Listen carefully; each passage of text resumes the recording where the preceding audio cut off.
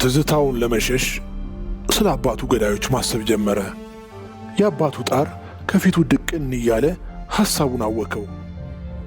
ከዚህ ሁሉ የሰቀቀን ምስል መካከል ደመኛው ሻለቃ ፍቅሬ በውሸት ሳቁ ውስጥ ብልጭ ከምትለው ወርቅ ጥርሱ ጋር እየተፈራረቀ ታየው። ሻለቃው እቤታቸው ይመጣ ነበር። እሱ የሽቦ መኪና ይነዳ ከነበረበት ዕድሜ ጀምሮ ሻለቃው ጸጉሩ ግራና ቀኝ ሸሽቶ ግንባሩ ላይ እንደ እንጥል የተንጠለጠለች ጸጉር እስክትቀረው ድረስ ያውቀዋል። አሁን ግን ይህ በአጭር ቁመትና በጠባብ ደረት የተፈጠረን ምድራዊ ሻለቃ አግኝቶ አባቱን ለምን እንደገደለበት በመጠየቅ ፋንታ ሽሽትን መርጧል። ሳምሶን ይህን ሲያስብ በራሱ ላይ ተቆጣ። አመሻሽ ላይ ወደ አክሪያ ሰፈር ሲመለስ በእልህ የተወጠሩ እግሮቹ እንደ ድንጋይ ከብደው ቦታው ቶሎ እንዳይደርስ እያንቀራፈፉት ነበር። ከራት በኋላ የቤተሰቡ አባላት ለታላቅየዋ ልጅ በመጣላት ወደ አረብ አገር የመሄድ ዕድል ላይ ይከራከሩ ነበር። ታላቅየዋ መጀመሪያ ታናሽቱ እንድትሄድ አባቷን ለማሳመን ትጥራለች። ጅዳ ለመሄድ ባስ ካለም ወደ ትግሉ ለመቀላቀል የደረሰች ብትሆንም አሻፈረኝ ብላለች። አባት ልጁ ትምህርት ቤት አካባቢ ፍቅር ነገር ጀምራ እንደሆነ ጠርጥሯል። እናም ቅር እንዳለው ወደ መኝታው አመራ። ወዲያውም ታናሽቱ የወቅቱን ዝነኛ የእናቶች ዘፈን ከነስክስታው በማንጎራጎር እህቷን ማናደድ ጀመረች። አደይ ሰዓዳ ጓልክን ማዓዳ ጓለይ መዒደ ጅዳ ሰዲደ። እማማ ሰዓዳ ልጆን ይምከሯት፣ ልጄን መከርኳት፣ ጅዳ ሰደድኳት እንደማለት ነው። ታላቂቷ ተናዳ ከተቀመጠችበት በመነሳት ታናሿን አሳደደቻት። ውጭ እንደወጡ ታናሽቱ ማማ ያዚላስኒ እያለች የውሸት ስትጣራ ተሰማች። ሳምሶን እናትየዋን ተከትሎ ሳቀ። ወደ መኝታው ሲያመራ ስለ ስደት እያውጠነጠነ ነበር። እኩለ ሌሊት ቢጋመስም እንቅልፉ ከሐሳብ ሳያስጥለው፣ ሐሳቡም ከሐዘንና ንዴት ሳያስጥለው እንዲሁ ሲብሰለሰል ቆየ። በመጨረሻም ነገውኑ ወደ እናቱ ቤት ለመመለስ ወሰነ። ትንሿ ልቡ ቆጣ ደፈር ማለት ስለጀመረች ይመስላል እንቅልፉን የጠራቸው። እንቅልፍ ጣለው።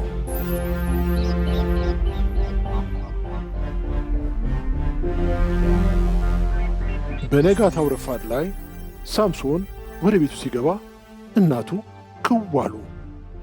ሽሽቱ ተገቢ እንዳልሆነ ለማሳመን መቸገሩ አልቀረም። ያም ሆኖ ፈላጊዎቹን ከቤቱ ሳይሸሽ ማስተናገድ የማይቀየር አቋሙ እንደሆነ እቅጩን ነገራቸው። በልቡ ግን ጠላቱ የሚገኝበት ቦታ ድረስ ሄዶ ለመጋፈጥ ወስኖ ነበር። እዚያም እናቱ የሚያስፈልጋቸውን ሁሉ ለመሸመት ተሯሯጠ።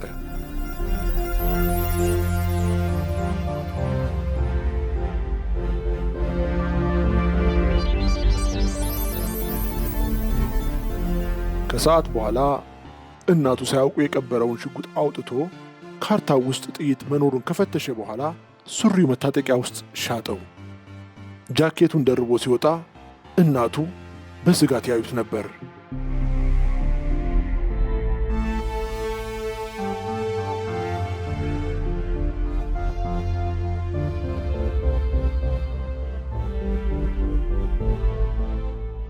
ጥቁር የሹራብ ኮፍያ አጥልቋል።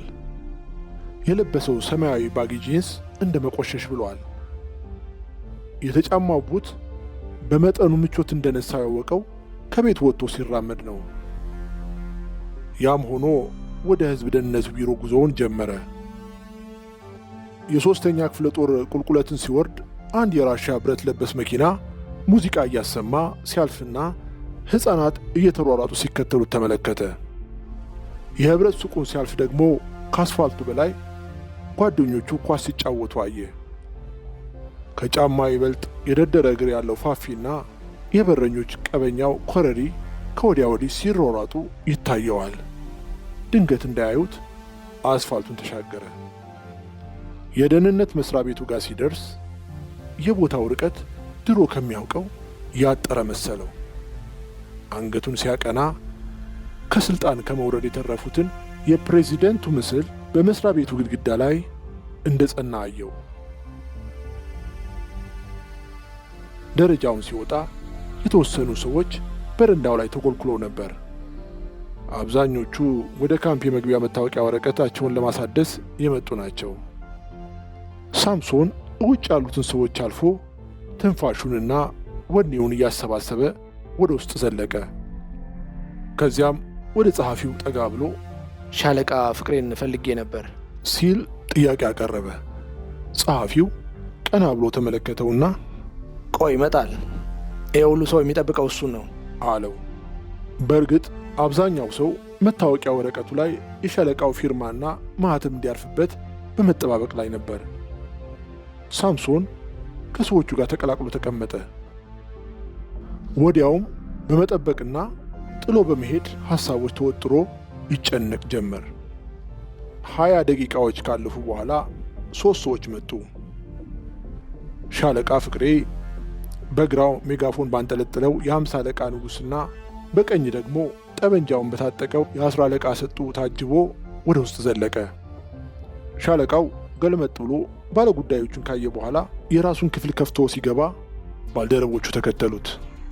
በኋላም ጸሐፊው ወደ አለቃው ክፍል ገባና ጥቂት ቆይቶ ተመለሰ። ይህኔ ባለጉዳዩ ውካታ ጀመረ። ወዲያውኑ ሻለቃው ከነ ባልደረቦቹ ከነበረበት ክፍል ወጥቶ መጣና አጨበጨበ። ሰዎች አዳምጡ፣ አሁን ልናስተናግዳችሁ አንችልም። ሰው አጉረመረመ። ሄ ጓዶች፣ በጣም ይቅርታ፣ አሁን አስቸኳይ ሥራ አለብን። ነገ ትስተናገዳላችሁ። ይልቅ ዛሬ ፊልም አምጥተንላችኋል። ድላችንን ማድመቅ አትፈልጉም? ማታ 12:30 ላይ ክሊኒኩ አጠገብ መጥታችሁ ተመልከቱ። ሁላችሁም ተጋብዛችኋል። ጨርሻለሁ። እዚያ እንገናኛለን። ይህን እየተናገረ ሲወጣ ባለጉዳዩም እየተገተለተለ ተከተለው።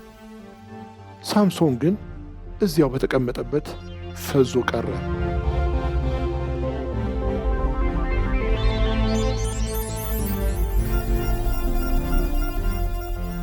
ሳምሶን ከደህንነት መስሪያ ቤቱ ከወጣ በኋላ ማግኘት የፈለገው ጓደኛው ነጋን ነበር።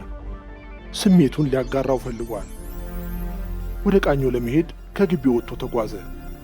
ሆኖም ርቆ ሳይሄድ የለመዷት ሱቅ በረንዳ ላይ ነጋን አገኘው። ዘንጦ ነበረ። ደሞ እዚህ ምን እያረክ ነው? ራሔልን እየጠበቅኳት ነው አለ ነጋ እንደ ማፈር እያለ። ቤት ልነግርህ መጥቼ እኮ አልነበርክም። ዛሬ እንዴት ተገኘች? ነገ ወደ ሐረር ልትሄድ ነው። ምስራቅ እዝ ተመድቤያለሁ አለችኝ። ልትሰናበትህ ነዋ? አዎን፣ እርሜን አውጥቼ። ንግግሩን ሳይጨርስ ጸጥ አለ።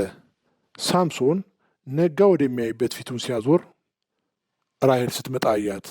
በቃ ነገ እንገናኛለን ብሎ ጨበጠውና ወደ ራሔል አመራ። ሳምሶን ፈርጣማው ነጋ በዕድሜም በግዝፈትም ከምትበልጠው ራሔል ጎን ለጎን ሲራመድ እየተመለከተ ቆሞ ቀረ። ወደ ግቢው ከመመለስ በስተቀር አማራጭ አልነበረውም። ነጋ እንደሆን ዛሬ መስሚያ ጆሮ የለውም። ሳምሶን ላፍታ ያህል የራሱን ጉዳይ ጥሎ የነጋንና የራሔልን ነገር እያሰበ ወደ ግቢው ተመልሶ ገባ።